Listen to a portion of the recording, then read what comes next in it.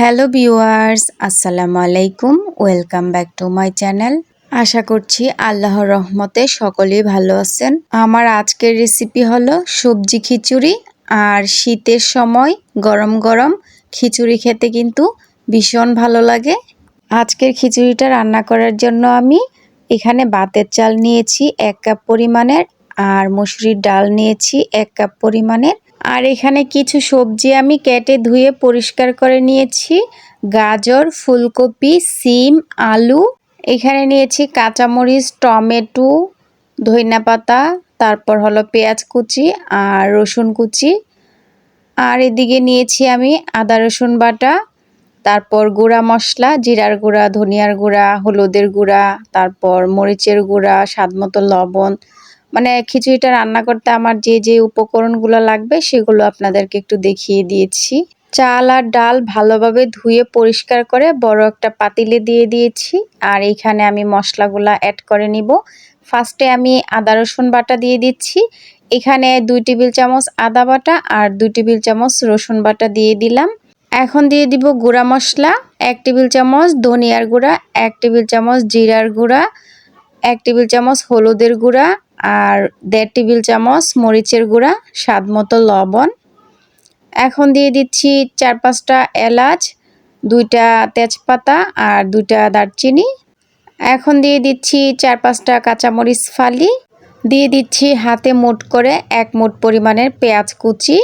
দিয়ে দিচ্ছি 4-5 টেবিল চামচের মতো সয়াবিন তেল। এখন হাত দিয়ে খুব ভালোভাবে চাল আর ডালের সাথে মশলাগুলোকে মাখিয়ে নিব। মাখানো হয়ে গেলে এখন দিয়ে দিচ্ছি সবজিগুলাকেও হাত দিয়ে খুব ভালোভাবে মাখিয়ে নিতে হবে। সবজিগুলা মাখানো হয়ে গেলে এখন এখানে আমি পর্যাপ্ত পরিমাণের পানি দিয়ে দিব। পাতলা খিচুড়িটা রান্না করতে গেলে কিন্তু পানির কোনো বিকল্প নেই, যত খুশি ততই পানি দেওয়া যায়। তো পর্যাপ্ত পরিমাণ পানি দিয়ে এখন একটু নেড়ে মিশিয়ে নিচ্ছি। তারপর আমি একটা ঢাকনা দিয়ে ঢেকে দিব 20 মিনিটের মতো সময় ধরে। 20 মিনিটের ভিতরে কিন্তু সব কিছু ফুটে উঠেছে। এখন একটু নেড়ে দেখে নিচ্ছি কতটুকু পরিমাণ সব কিছু সিদ্ধ হয়েছে। চাল আর ডাল কিন্তু মোটামুটি ফুলে উঠেছে। আমি কিন্তু এটাকে আর ঢাকনা দিয়ে ঢাকবো না, ঢাকনা খোলা অবস্থায় রান্না করে নিব। আর এই পর্যায়ে চুলার আঁচটা থাকবে মিডিয়াম লো হিটে। চুলার আঁচ কমিয়ে রেখে রান্না করলে চাল আর ডাল খুব সহজেই সিদ্ধ হয়ে যাবে। এই পর্যায়ে এসে আমি অ্যাড করে দিচ্ছি টমেটো কুচি, আর অবশ্যই পাকা টমেটো দিতে হবে।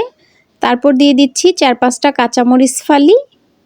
এখন সব কিছু খুব ভালোভাবে একটু নেড়ে মিশিয়ে নিব। এটা কিন্তু আস্তে আস্তে জাল করার পর অনেকটাই ঘন হয়ে আসবে। ঘন হয়ে আসলে এরকম একটা খুন্তি দিয়ে তলানিতে নেড়ে দিতে হবে, নয়তো বা নিচ দিয়ে লেগে যেতে পারে। কিছুক্ষণ রান্না করে নেওয়ার পরে চাল ডাল সবজি ভালোভাবে সিদ্ধ হয়ে গেছে। এই পর্যায়ে অ্যাড করে দিচ্ছি ধনিয়া পাতা কুচি।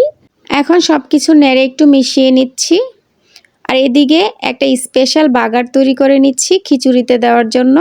এখানে আমি পেঁয়াজ কুচি, রসুন মানে আস্ত রসুনের কোয়া, আর 4-5টা শুকনো মরিচ, 2টা তেজপাতা, 2টা এলাচ, 2টা দারচিনি, এগুলো দিয়ে তেলের সাথে ভেজে নিয়েছি। এখন খিচুড়ি এখানে দিয়ে দিব, দিয়ে বাগার দিয়ে দিব। এইভাবে করে বাগারটা দিলে কিন্তু খিচুড়িটার টেস্ট অনেক বেশি ভালো আসে। এই বাগারটা এখন আমি খিচুড়ির পাতিলের মধ্যে ঢেলে দিব। অধিকাংশ মানুষই হয়তো জানেন না এইভাবে বাগার দিলে খিচুড়ির টেস্ট 50% বেড়ে যায়। এই পর্যায়ে যখন খিচুড়িটা নাড়তে যাবেন একটু সাবধানতা অবলম্বন করতে হবে। খিচুড়ি যত গাঢ় হবে ততই কিন্তু ছিটকে পড়ে, তাই একটু সাবধানেই নাড়াচাড়া দিবেন। খিচুড়িটা কিন্তু আমার রান্নার প্রায় শেষ পর্যায়ে। আপনাদেরকে একটু খিচুড়ির ঘনত্বটা দেখিয়ে দিচ্ছি। রান্নাটা আমার কমপ্লিট হয়ে গেছে। এখন আপনাদেরকে পরিবেশন করে দেখাচ্ছি। এই সবজি খিচুড়িটা কিন্তু খালিই খাওয়া যায়, কোনো প্রকার মাংস বা কোনো কিছুই সাথে নেওয়া লাগে না, এতটাই মজার হয়। আমার বাসায় আজকে একটু দেশি মুরগি রান্না করেছিলাম, তাই ভাবলাম একটু দেশি মুরগি দিয়ে খাই। আশা করছি সবজি দিয়ে পাতলা খিচুড়ি রেসিপিটি আপনাদের ভালো লেগেছে। আর যদি ভালো লেগে থাকে চ্যানেল সাবস্ক্রাইব করে লাইক কমেন্ট শেয়ার করে দিবেন। আজকে এই পর্যন্তই, সবাই ভালো থাকুন। আল্লাহ হাফিজ।